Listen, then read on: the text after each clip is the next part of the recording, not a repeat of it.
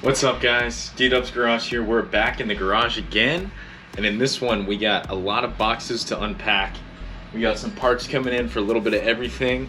Been having some problems here and there with actually all the projects, so I'm gonna go ahead and get the parts out, see if we can fix a few things, and I'm gonna bring you guys along for the ride with me. So without further ado, let's get to unboxing. Here's what I love about Summit. Everything comes to me nice and quick. The packaging is great. Got these Felpro gaskets for my intake. Basically, had it running up, giving it a few revs because I've been messing with the carburetor tune. And I saw the tiniest little bubble of coolant at this water port right here. And for me, that's enough. I didn't want to let it get worse, especially with the overheating issues that this thing has had in the past. So went ahead, ripped it right off. As you can see, all the surfaces got pretty clean. I was actually really happy with how clean the valley is in this thing. It's really not a lot of sludge for an old motor like this, but the water jacket in it is insanely dirty. In that video that I showed you guys before, I tried flushing it out a bunch of times. I did it again with the intake off, just trying to get all that crap out of there if I can, and hopefully one day when I actually drain it, it'll look clean. I think it's just a lot of rust and dirt that's actually just caught in the block itself. The heads are new, so they should be okay. But that's why we got these beautiful parts. And another great thing about Summit is that they always hook you up with a sticker. Should be under here. Yep, I love that part of it. Got one on my box. Kind of have to, right? So without further ado, let's get going on this thing, get it back together, get it out so I can start working on that beautiful CB1 400. Let's do it. All right, guys, so something that I found with the new gaskets compared to the ones that I just used is that these actually have that exhaust circulation port blocked off. And I was just looking up, what that's actually for, because I didn't know. And apparently it's to help with fuel atomization.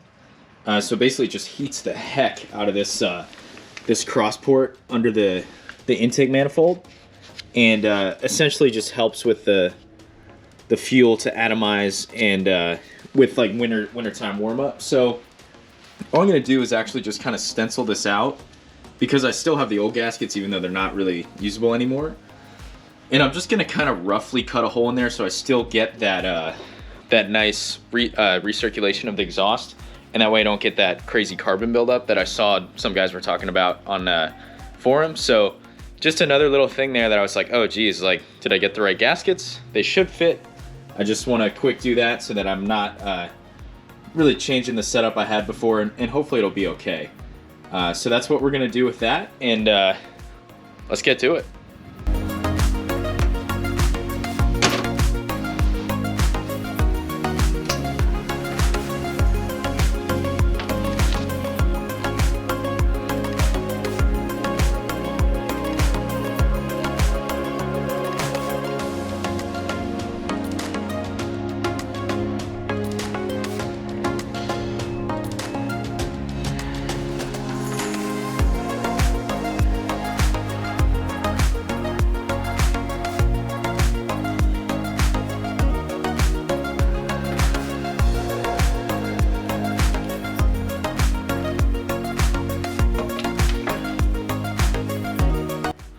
All right, guys, always a little daunting getting that intake manifold on there with all the silicone, and actually in this case 4 different gaskets.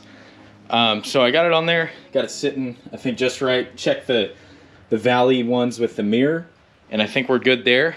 And then I upgraded to some ARP head, or I always say head because that's what I hear on the on YouTube when guys are building engines, intake manifold bolts.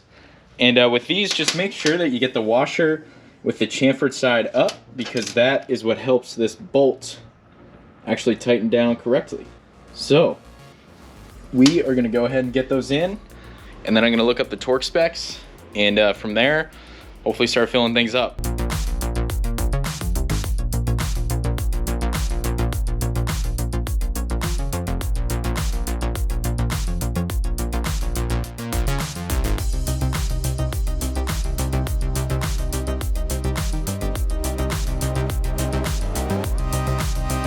So we got those intake manifold bolts on there, and I gotta say they are beautiful. I know why everybody uses ARP.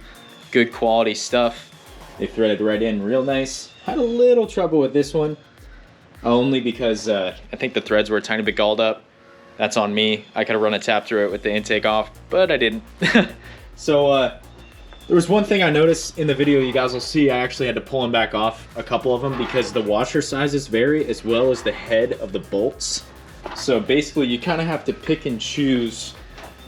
Especially on this one, I had to use a small washer just because it's right next to this boss for the throttle linkage. So you really just gonna have to kind of figure it out yourself and see which one will fit where. This obviously right here, because of the exhaust port, was one of those ones I had to use a smaller washer, or else it would have just grabbed on this weld. So that's one of those things to look out for. Right now I'm gonna get my trusty torque wrench out, and I looked up online. If you got cast iron heads, ooh, Chinese food, I think, then you gotta torque them to 30 foot-pounds. So we're gonna go ahead and do that. On these ones, I already tightened the exhaust ones because there's no way in the world that we are getting a torque wrench on those, even with the carb off. So I just used this big ratcheting wrench. This thing's sweet, and I kind of ripped on them. So those ones should be good, but we're gonna get all the other ones to 30 foot-pounds and then let that RTV dry.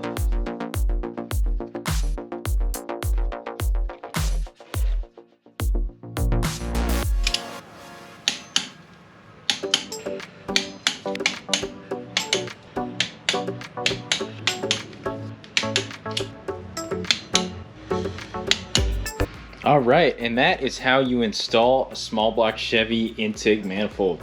She's on there. Now we're gonna get to a few other things, hopefully get it closer to buttoned up. And I'll show you guys how you put the distributor in and get that timing just right. Once I get a timing light, for now I'll just kind of dial it in. But that is how you do it. I hope you guys enjoyed. And the next one we'll get after a couple other things and hopefully get this thing fired up.